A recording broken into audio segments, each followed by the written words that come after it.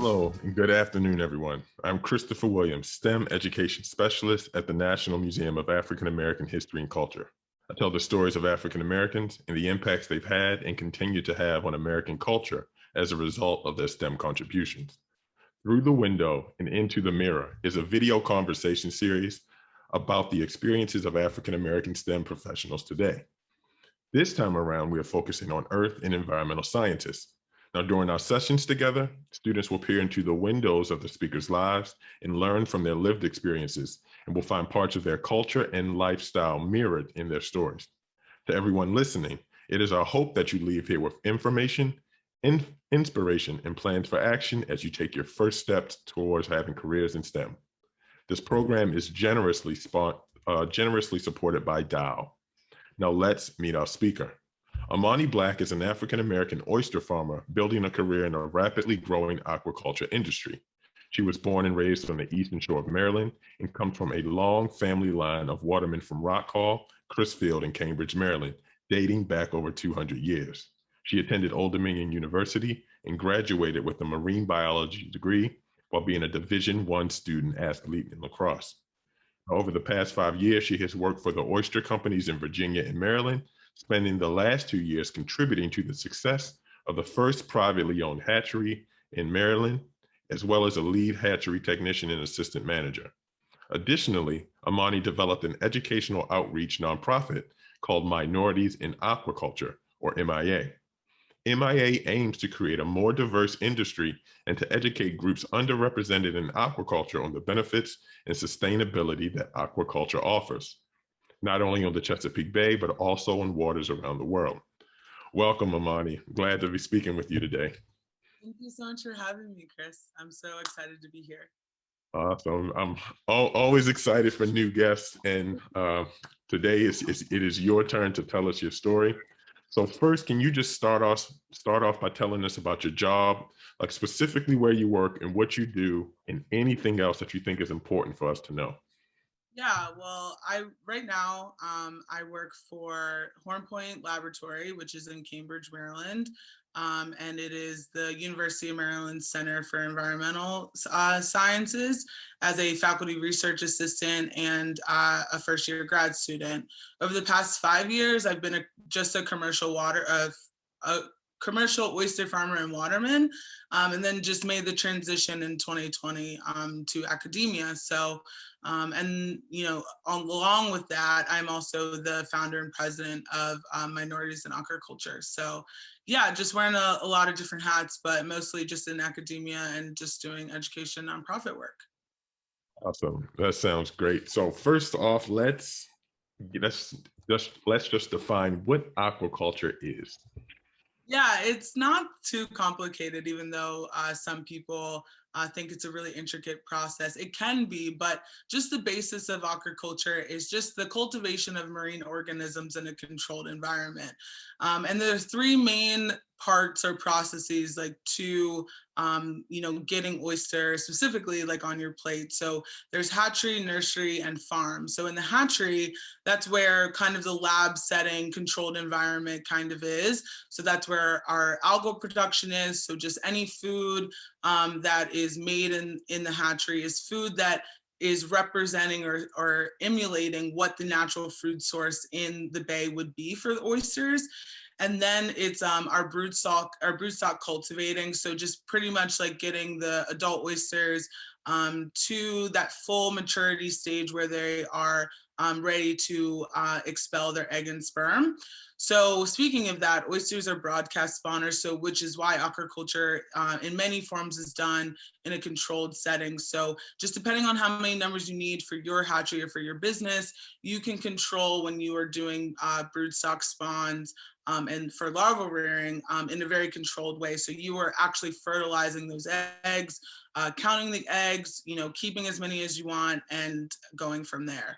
And then also in the other part of the hatchery is obviously the larval rearing. So anything from 0 to 24 days is how long oyster larvae is free swimming and in huge tanks, and that's where we feed them. Just make sure they're having a nice, comfortable, and successful life.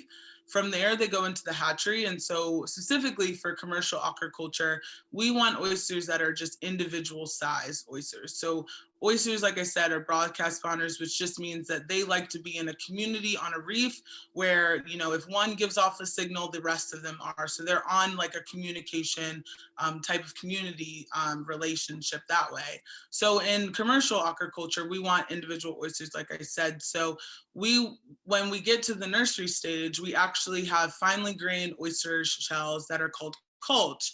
And so when oysters are ready to set on a hard substrate for the rest of their life in the wild or in the hatchery, they expel this it's this foot, but it's a foot that just kind of just gets along the bottom, and then just they set right there. So wherever they feel comfortable, that's what will set for the rest of their life. So in the hatchery, we want to do, we have this culch so that they are setting on tiny pieces of sand.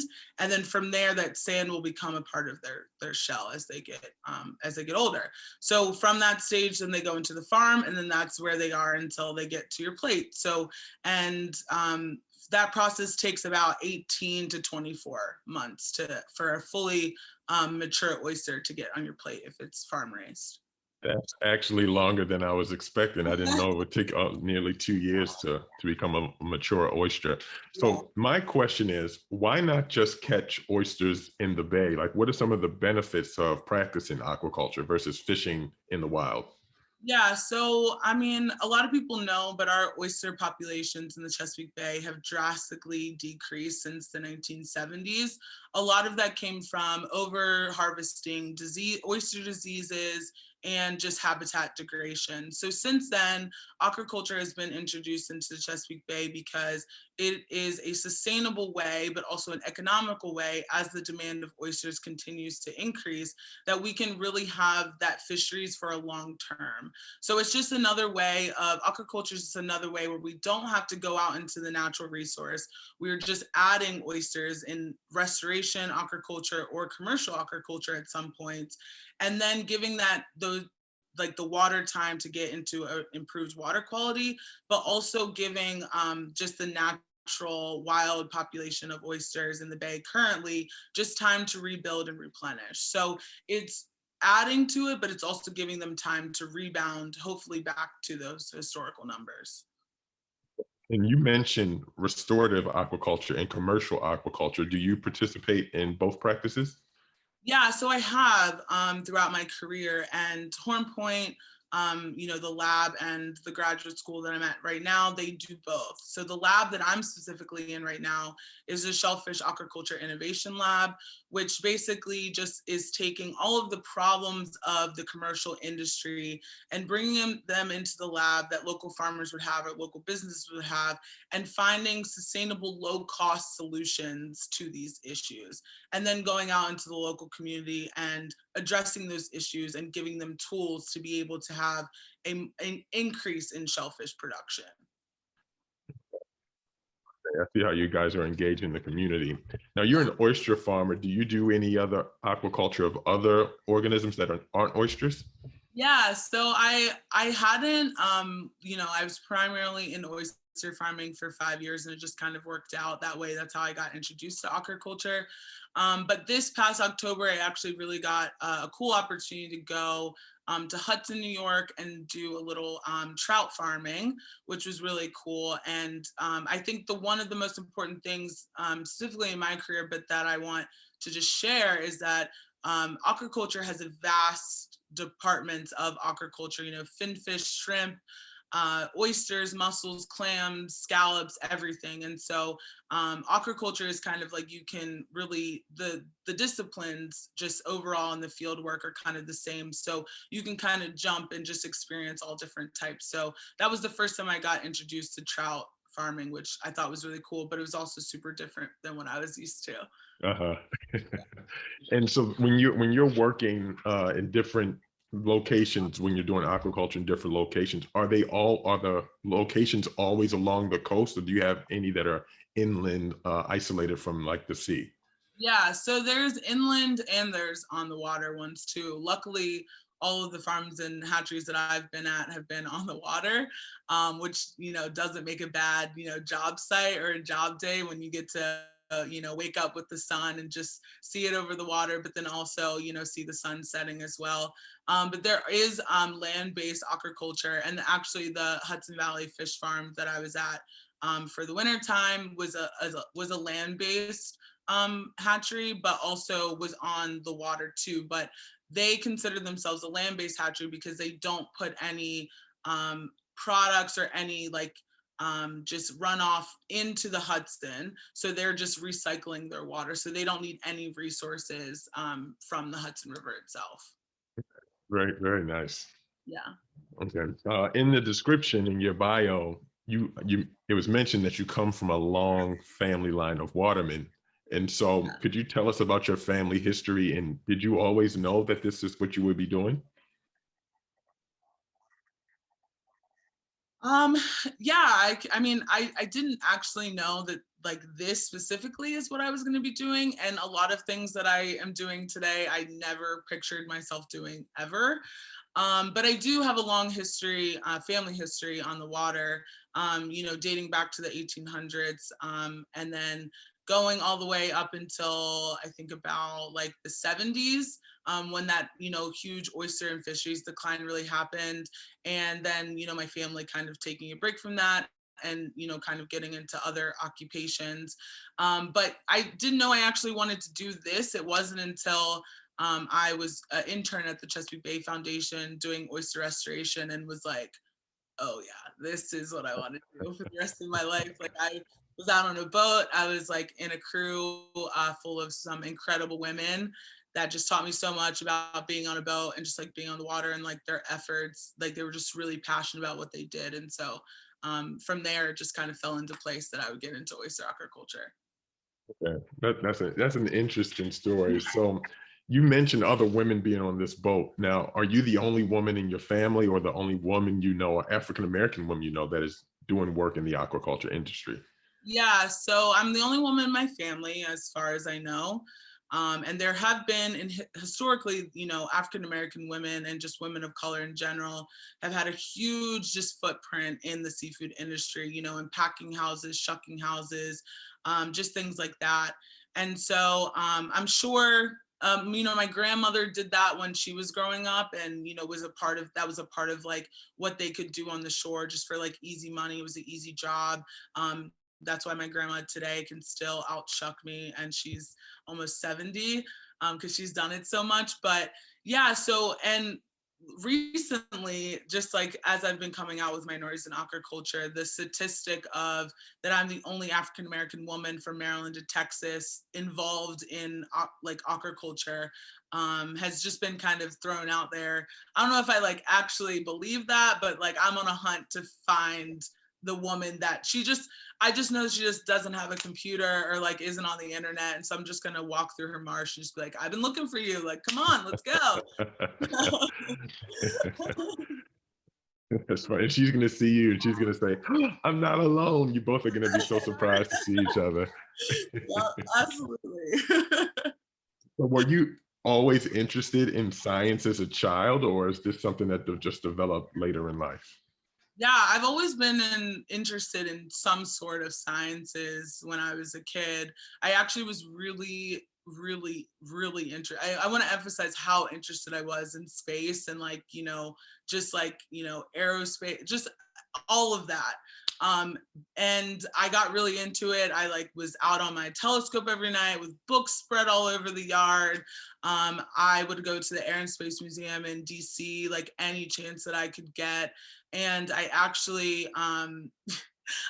my mom likes to like make fun of me, but for like 2 weeks when I was like, I think about 6 or 7, I only ate freeze dried food because I thought that's what astronauts do. Every single meal, like not kidding, was like, nope, this is what I want to be, and I'm going to do it. So that just shows you my dedication. But then in 2003, I'm not sure if you remember, the Columbia shuttle unfortunately didn't make it back to Earth, and I think it was like it was like on live TV or something, and I was just watching it, and I was like, oh, like this is a part of that too. Like, oh, okay, like maybe this isn't for me. And that summer, I went to Horn Point. Actually, they had an environmental science and STEM camp there, and they were just, educating us all about striped bass and crabs and, submerged aquatic vegetation and oysters. And I just like got hooked. And that was, my mom says that like when she dropped me off, I was really shy. I was like really scared to go. And then when she picked me up, I was a completely different person and couldn't stop talking for the 2-hour drive about like what we're doing for the environment and what we need to do at home. And I like, had this list of like all the things we needed to throw out in our house because they were like not sustainable for the environment. Mhm. So yeah, I kind of got in. I was always been into the sciences, but it kind of shifted when I was 7 into environmental science. Okay, so that's still pretty early in life. Yeah. Yeah, I say quite early in life. And so a Yeah. couple of times already, you've already mentioned the oyster population decline in the 70s. Do you know what the cause of that was? Yeah, so there's three major things that really contributed to that huge decline. To start, just because a lot of areas on the Chesapeake Bay are historically, some of the largest commercial fishing industries in the world.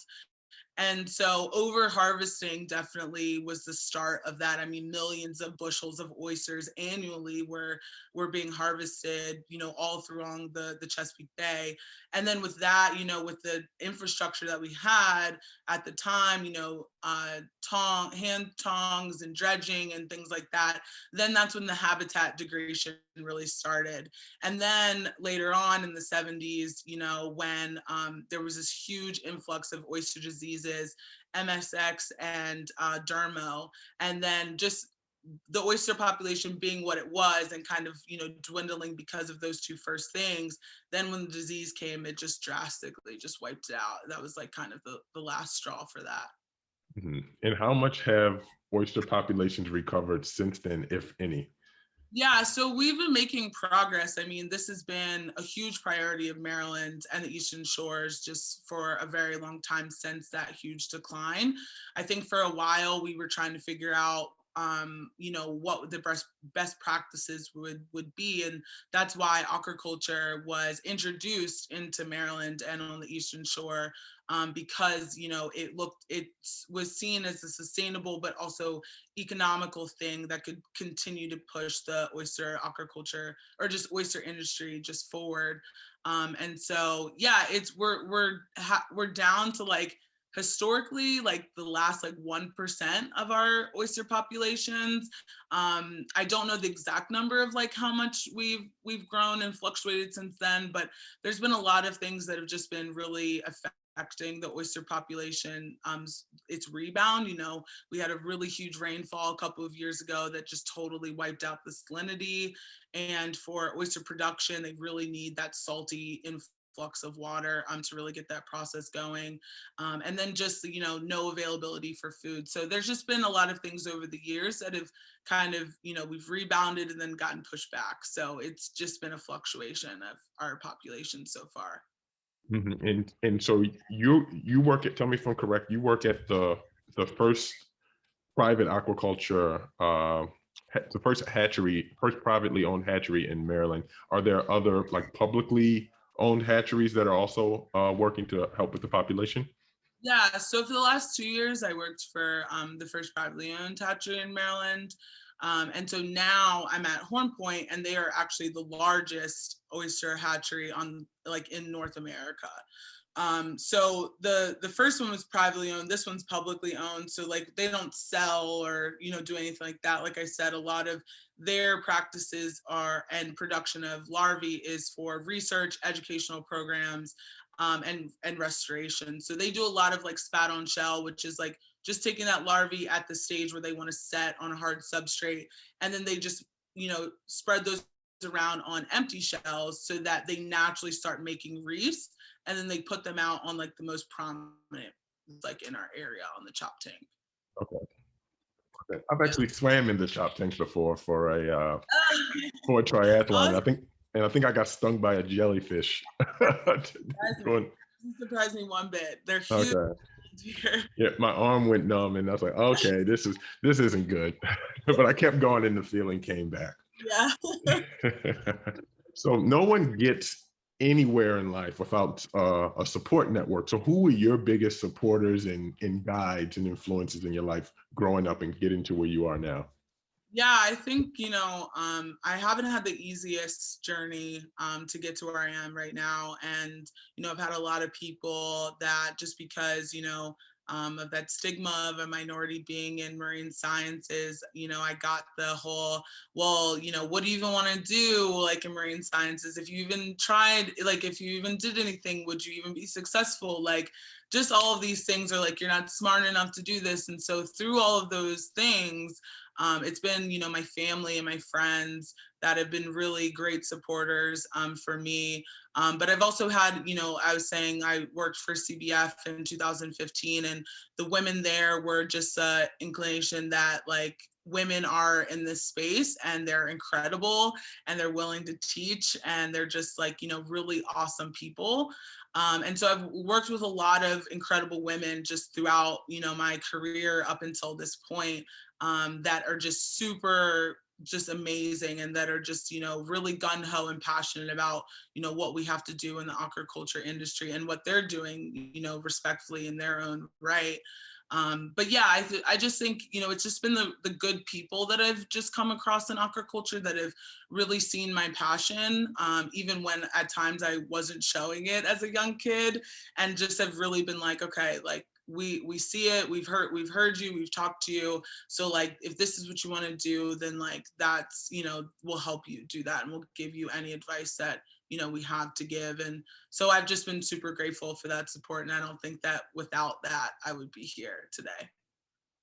That's beautiful. I love to hear stories of support. And I don't like to hear people go through tough times, but I love to hear about them rebounding and finding a way to overcome those challenges. So thank you for sharing that story. And so you said you took part in the College Bound Foundation experience, correct? Yeah. And so what did you do? Where did you end up going for college after that experience? So I went to Old Dominion University in Norfolk, Virginia. And like you said in the introduction, I played lacrosse there. So that was the primarily reason that I was, going, not going to college. I always wanted to go to college, and that's been a big thing in my family. But that was like my ticket into college. And also from a very young age, I've been into sports, and that's always been a dream of mine, is to play Division One sports. And so it worked out that I got an offer from ODU, and then while I was like kind of looking at the schools and looking at other schools, I figured that ODU would be a great place because they had a huge marine biology department with a lot of great people. So yeah, that's why I chose ODU. So you majored in marine biology. And do you have any internship experience or research experience that happened while you were in undergrad? Yeah, so along with doing the CBF internship, that same summer, which is like, again, like life like has a way of just like putting things in, like if that's your path, like it will show you.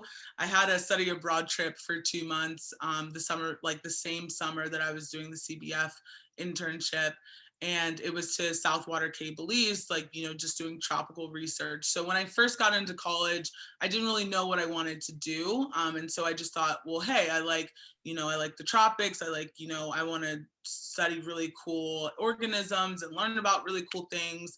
And I just knew I wanted to work on the water. So I did the study abroad trip, and I studied sea urchin feeding patterns in Southwater Cape Belize, which was incredible and it was awesome. But it was there that I really figured out that like maybe academia wasn't something I wanted to like jump into right away, like, doing master's or postdoc or anything like that. I didn't want to become a professor.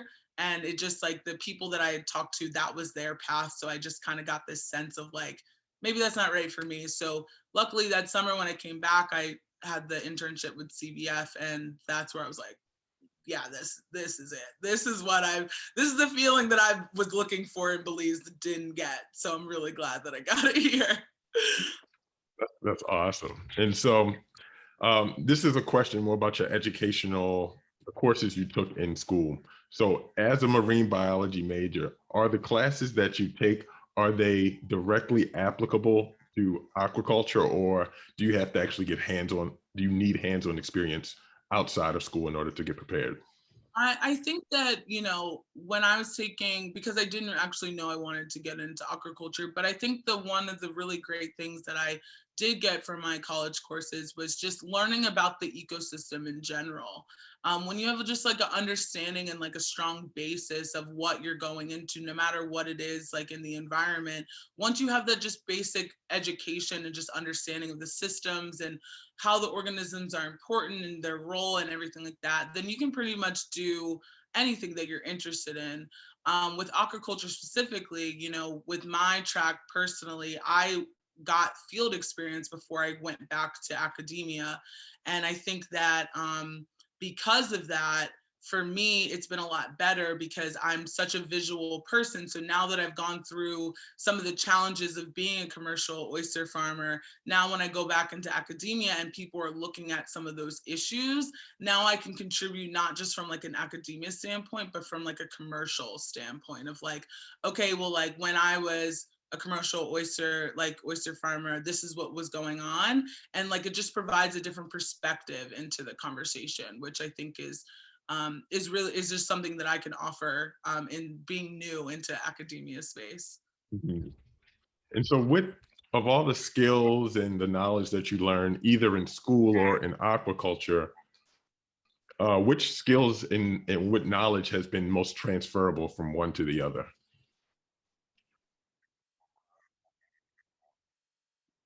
I think just the, it's kind of like split into half. So I think that, a lot of things, you learn a lot about yourself, you learn a lot about being on a team.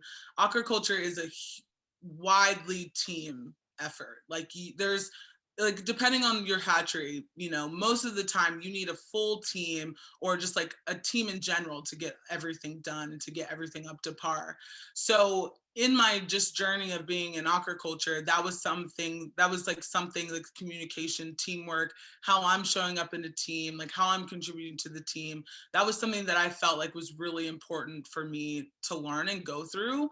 But also some of like the harder, more physical skills, I would say just, being able to drive a boat. Like I'm really comfortable like driving a boat and parking and doing all the other things that you need to do out on the farm.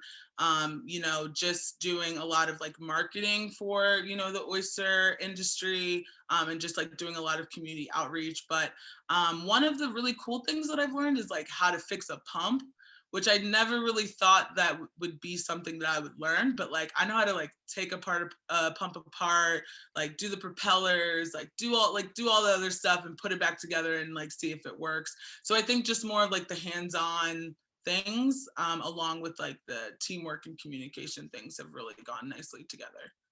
Oh, and thank you for that answer, and also thank you for leading me into my next question about the team that you work with. Yeah. So, about how many people are on your team, and do they all have a similar experience and skill set as you? So right now in the sale lab that I'm in, it is about 5 of us, I would say.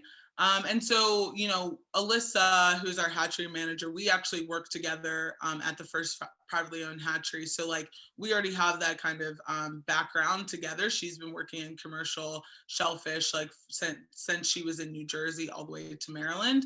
Her husband's also doing the same thing, but he's a PhD candidate there. And he is looking more onto the commercial side as well, because he wants to own his own farm. But the other two in our lab have come more from a academia more point of view. And one of our new lab members is actually an engineer. So he's trying to figure out how he can bring his discipline into aquaculture as well. So we kind of have like a smorgasbord full of experiences and ages and things like that, but we just really complement each other nicely because our range is pretty broad. That's very interesting to know that you have such a diverse skill set within the entirety of your team. Now, Yeah. what are some of your favorite things about working in aquaculture versus what are some of the more challenging uh, tasks that you have to do? Yeah, so I mean, I think, like I said before, the my favorite part of working in aquaculture is just like you can never have a bad workplace. I mean, if you're on the water, like it's beautiful. I mean, I'm just even growing up here. I didn't really have that much of appreciation for the Chesapeake Bay and like living on the shore. And now that I've like come back, like it's just I just get so like starstruck by it. Like I just get so enamored. So I would say, workplace is always good. But one of my other favorite things has just been to like really connect within my industry. I've met a lot of really amazing people that have just supported the thing, my ideas and the things that I want to do and just me as a person, which has been really great. Some of the bad things I would say, or some of the things I don't, that I haven't liked to deal with, I would think is just the normal, well, I don't want to say normal because it's not normal, but aquaculture is a male dominated field. And I've had, and it's also being a waterman historically is about earning your stripes, like no matter what color you are. But now in this male dominated field, women are the minority and women of color are the double minority. So, I've gotten a lot of the, oh, like, are you just like a student here? Are you just like a helper? And I'm like, no, I'm the manager. Just like things like that, just like in positions where people don't really expect you to be. It's always tough to deal with, but I'm, always just like, yeah, this is what I do and I love it and I'm not doing it really for anybody else. So yeah, I would say that's probably like the toughest things that I've dealt with in aquaculture so far. Yeah, I bet that's quite annoying to have to deal with people second guessing you. You're like, hold on, I'll be right back. I need to go fix this pump real quick. Let me fix it. And you come back and say, anyway, what were you saying? Right, absolutely. And And also so I like being on go the ahead. farm is like not an easy thing. And so, it's yeah, so being on the farm is like not an easy thing. And so we're lifting a lot of heavy cages. We're like out in the snow and the sleet and all of this other in the rain and everything like that. It's like not for the weak. And so when you're a woman out there on the boat, you've really got to show who you are and like what you can handle and just like sort of jump in there. And so luckily I have a very outgoing personality and that like kind of athletic like competitiveness in me just like really shows up a lot of the time. And I'm like, I can do what you're like, are you kidding me? Like I was a Division 1 athlete, I can lift this, like it's no problem. So Mhm. I bet there some of the guys are quite intimidated by you doing some of the things that they can do, and probably more than what they can do sometimes. yeah, it's been a lot of it's been a learning process to strongly say like I don't need your help, and if I do need help I'll ask you, and like not like offending people when I do it, but I'm also just like, but wait, like it's offensive that you're trying to like take this small toad of oysters out of my hand, and I'm just politely saying like I don't need your help, I got this, I signed up for the same job you did, it said the exact same requirements on my job application as it did yours, and like I'm here to do my job. So I love it. And so I see you have on your minorities in aquaculture shirt, I believe. ew, yes, this is the OG logo. There will be hopefully a new logo summer 2021 and a new merch line in this summer too. Okay, awesome. Can you tell us the story behind MIA? How did you come up with the idea? Yeah, so that one is just like a mind-blowing experience within itself. So I've been really thinking about just my industry and my career starting in like January of 2020. So like nothing had happened with the world. I just was like on my way to work at like 6 o'clock in the morning. It was just like, how many people of color have I seen in my 5 years in aquaculture? And I like couldn't think of anybody. I was like, and most importantly, not even like, because I had worked with other, African-American men and Hispanic men and things like that, but just like on the farm, like doing like, the field work stuff, like not in a leadership role. And so then I started exploring that, and I started asking people just in my circle of aquaculture, like, when is the last time you saw a person of color, like in a leadership role in our field? And nobody could give me an answer. And so then it wasn't until I was just like randomly watching Netflix. There's like a show on there that's called Chef's Table. And it's highlighting the chef, this incredible chef, Mashama Bailey in Georgia. And she has a restaurant called The Gray that is actually a renovated old Greyhound segregated bus station. And so now she, serves five-star meals. But in the first like frame of her, segment, she was out on this boat. And I was like, okay, cool. Like Black woman out on this boat. Awesome. And then it was like, then she was on this like oyster farm from this like African-American father and son. And I was like, oh my God. And I kept rewinding it, like just making sure that I was like seeing it correctly. And I like did the research and I got in contact with them. And that was like such a great experience because again, I had never seen another person of color. And so then everything happened with like the political climate in 2020 and, diversity and inclusion started being like really big buzzwords and a really big part of our conversations. And so then I started asking myself, well, like, is the industry that like I love really diverse and inclusive? Have I felt included in my in my industry? And I hadn't in a lot of, I had a lot of great experiences, but there were a lot of like things that were like happening in that time that I didn't really feel like I was supported and included. And so, there was a lot of oyster, companies that were like putting out statements about like, well, we're going to have like conferences and forums to like, get the aquaculture community like more diverse. And I was like, well, how are people like that don't look like the target audience, like going to even engage with us? And so I just kind of had to have a talk with myself and be like, okay, well, the imposter syndrome like has to go. Like, this is obviously like bigger than you. And you can really step into this space and just like kind of see where it goes. And yeah, then I officially created Minorities in Aquaculture in July, and then had been like talking to numerous people. I'd been, partnering and doing talks with numerous people. And then I officially launched in October of 2020. So kind of like out of this frustration of my industry, but also just like I wanted to engage with women that looked like me and give them an opportunity to do what I do, but also so that I could just like find a network, like find out if there was other women of color doing what I'm doing, and form this really supportive and encouraging network for all of us, like, because that was something that I really could have benefited from in my career. Okay, that's a beautiful story. Can you tell me about some of the progress that you've had since launching in October of 2020?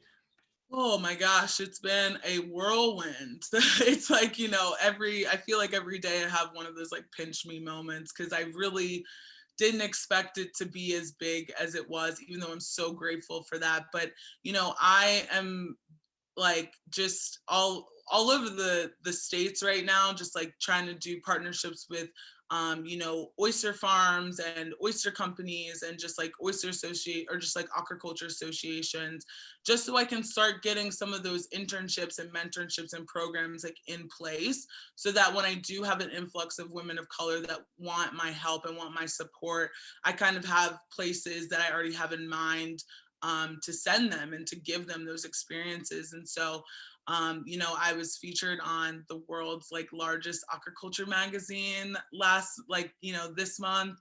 And that was just like, wow.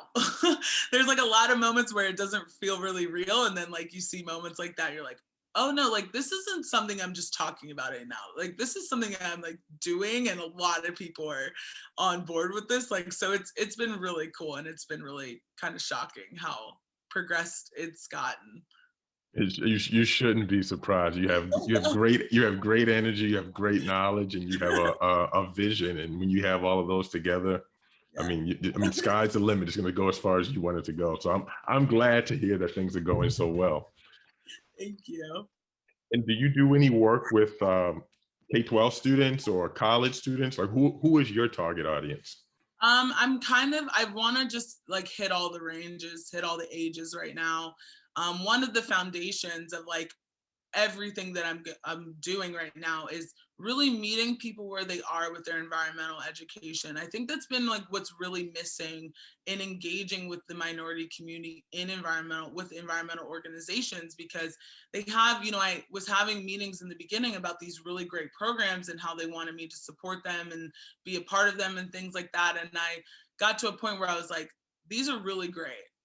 But do you really expect an inner city kid that's never been on the water, has never even seen an oyster before, to really care about this program long term? Not just like come there and have fun and like have a small spark, and then when he leaves, it's just something that was fun for the day, but something that like would really get them engaged.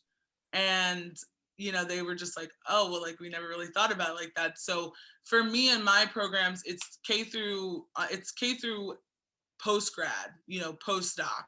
I want to support the masses of women of color that want to get into aquaculture, and my support of them ranges person to person. So like right now I have two postdocs right now under the Minorities in Aquaculture that don't actually need my support day to day or to find programs, but they just need my support and encouragement just to be there as another woman of color.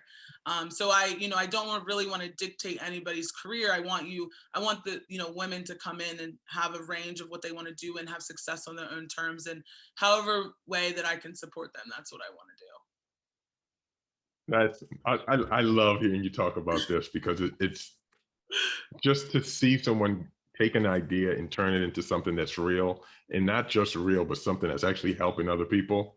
That's amazing, because you're not just changing the lives of the women that you're engaging with, you're changing the lives of their families as well, and everybody who comes after them. So you're like, it's just, every time you help one person, you're helping everybody else who they know as well. So thank you for that. That's awesome. Oh my God, thank you so much for that. Yeah, I mean, that's the history part is a huge part of Minorities in Aquaculture too. Not just like my family history, but like you said, a lot of families have history on the Chesapeake Bay that they don't even know. And it's not about, bringing minorities back into the environmental, spaces. It's bringing us back full circle. We were some of the huge contributors to like the start of our fisheries in this country. And, so the table, the room, the chairs, the rug, all that stuff that's in that environmental space, we helped create. So it's time that we start taking our seat at the table that's been there for decades. So yeah, it's been really great to just like engage with just the community in general. That's very, very nice. Okay, so now I'm going to have you think a little bit into the future. Where do you see yourself in 3 to 5 years? I know you just started school, going in for your master's, but where do you see yourself 3 to 5 years from now? That's educationally and professionally. Oh, that's such a hard question. And I get, when I get asked that question, so I don't want this answer to feel like a cop-out, because it's really not. Because after 2020, I kind of stopped really doing the 3 to 5 year pictured plan, because in that year, I'm sure everyone can agree that it just really showed me that nothing is certain. Like I was on this path. I was really comfortable with what I was doing. I loved my job, even though like it wasn't everything that I wanted it to be. But I also loved where I lived. And then 2020 happened and I lost my job in May, and I was like, oh my God, I don't know what I'm going to do. So where I see myself in 3 to 5 years just depends on how I show up to the opportunities just in the present day. And if every opportunity I can show up in like my most authentic self, and like with all of these, foundations that I've been talking about that Minorities in Aquaculture was built on, and just like really having the best interests for the women of color that are going to be in my network, then it's going to be flourishing. You know, my future, no matter how many years down the road, if I always just show up in spaces that way, then it will be everything that I want it to be and more, no matter what it looks like at all. Personally, I've grown so much in a year. And I just like want to continue that growth and just continue to learn from the people around me and just continue just to be a better person and just like really understanding like how I'm showing up into my spaces, but also like how other people are, and just like really understanding a diverse of backgrounds for anybody that, you know, sits at my table. So yeah, I just think that, I hope that wasn't a cop-out answer, but I don't really have a picture in mind anymore. Well, one, it's not a cop out, but I'm still gonna follow up in a slightly different way. Okay. What impact, when you look back at everything in your career, when it's all said and done, what impact do you want to have had on the world and on the people you helped? Yeah, I just like, you know, I want to be able to just like have a list of really awesome, incredible women of color that are doing amazing things in aquaculture, and just be able to be like, yep, I know her and I know her and I know her, and just have the list just keep, you know, keep on growing.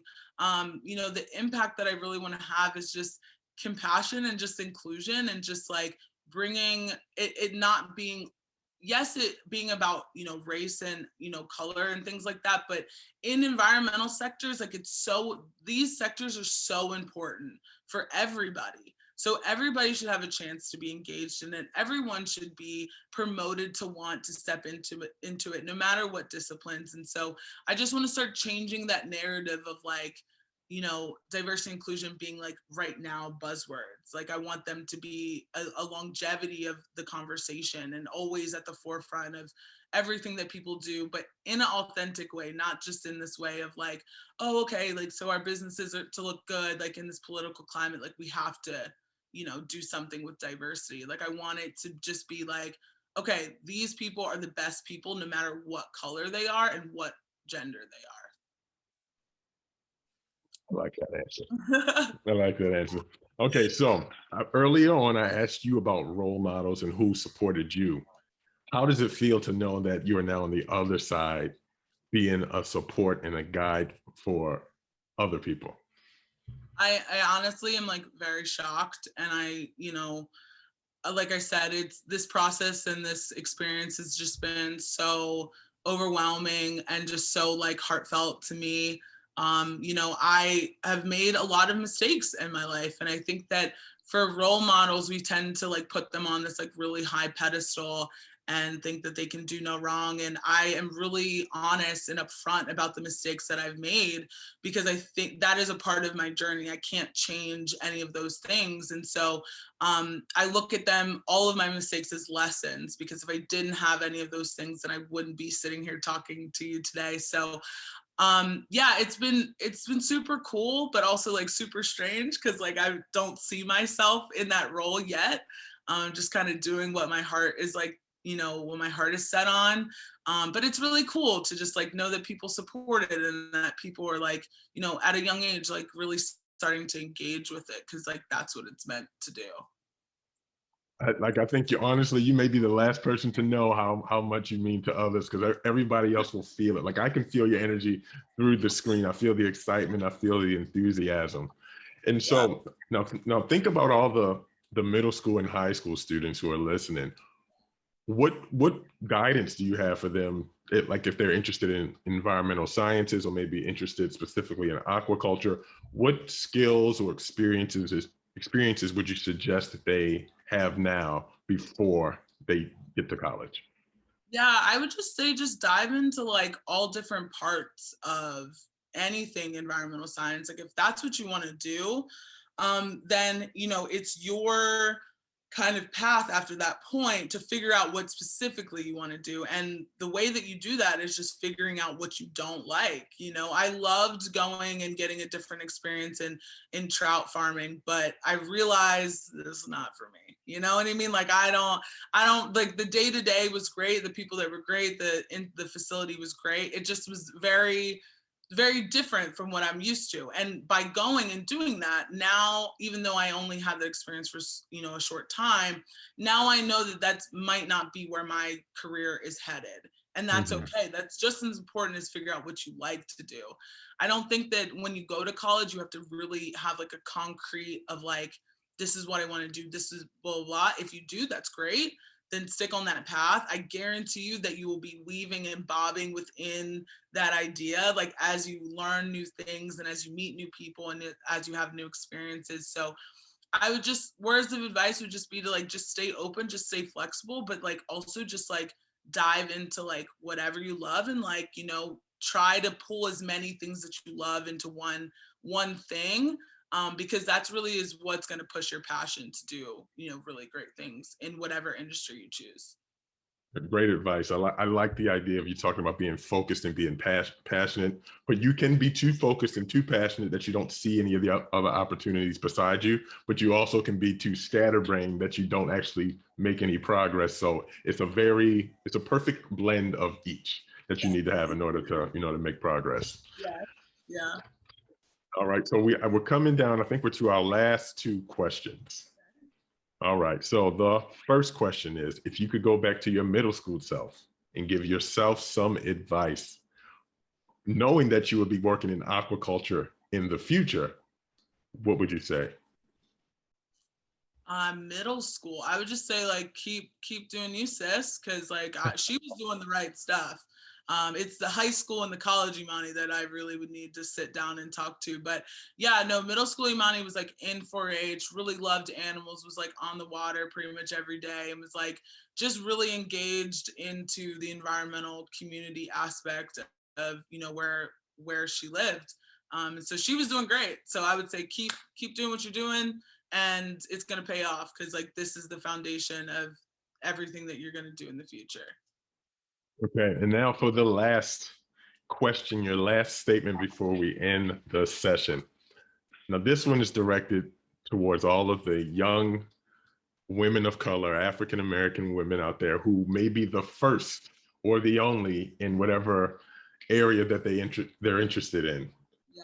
What words of advice, what words of empowerment do you have for them? Yeah, I mean, so this is just coming from just like my own like personal experience. It was really hard for me in a predominantly white community, doing a lot of predominantly white things, playing lacrosse, playing field hockey, swimming, doing all that. I got really caught up in people's like perceptions and like opinions of me. And even though I was like, oh, like, I don't really care about that. Like when I go to college, I'm gonna be this like my own person. A lot of those things unconsciously really carried with me. And like, that's why I was showing up the way that I was showing up. Because I was in this like token Black girl type of role and not really looking at like, well, who am I as a person? There was a lot of things that I loved and that I wanted, that I was really into that were kind of really addressed with like a shame, just in a lot of in both different cultures of being with my white friends and then being with my family. And I didn't really know what was actually me and like what I actually wanted to do. So yeah, my biggest advice would just to be learn about yourself and like just be so unapologetic about it, because now I'm like, I got to a point where in 2020, I wrote down every single internal voice that I had ever had about anything, whether I had heard it from somebody else or whether someone had said it about me, all of the perceptions and the opinions. And I just went through the list and I said, well, that's not true. That's not true. This one I could work on. That's the most important part of like really being honest with yourself and saying like, okay, well, what are my pros? And that's really great. But also like, what are my cons? Because it's not just like about like what you're bad that you're doing or being a bad person. It's just that I just want to address those things and make sure that like I'm showing up in the most effective way. If I'm going to be in all of these spaces, then I need to be me no matter what. And I think that with Minorities in Aquaculture, that's, it's something that's been really near and dear to my heart because it's an extension of my career aspirations. So, being in that space, you really have to like figure out what you love to do, figure out what you're passionate about doing, learn about yourself, because then after that, nobody can tell you what you can and cannot do. So that's just like the armor basis of like going through this hard world of being the first minority anything and anywhere, I think. That's a wonderful message, and thank you for sharing that with us. So, Imani, I want to say thank you for sharing your inspiring story. And as I said before we started, the only regret I've ever had in life is not not double majoring in environmental science. I wish I would have now. So thank you for your sharing your story. Hopefully everyone who's listening is inspired and informed. And now to everyone watching, thank you for spending your time with the National Museum of African American History and Cultures Through the Window and Into the Mirror, a career conversation series. Our next scheduled interview is for Friday, May 28th. And thank you all for your participation. And please remember that history is made by doing ordinary tasks extraordinarily well over long periods of time. Now, before you sign off, please take time to complete the evaluation form for this interview session. I will put it into the chat in just 2 seconds. It just takes just 3 minutes to complete. So please take your time and give us feedback about this interview session. And take care and have an amazing weekend, folks. Bye-bye.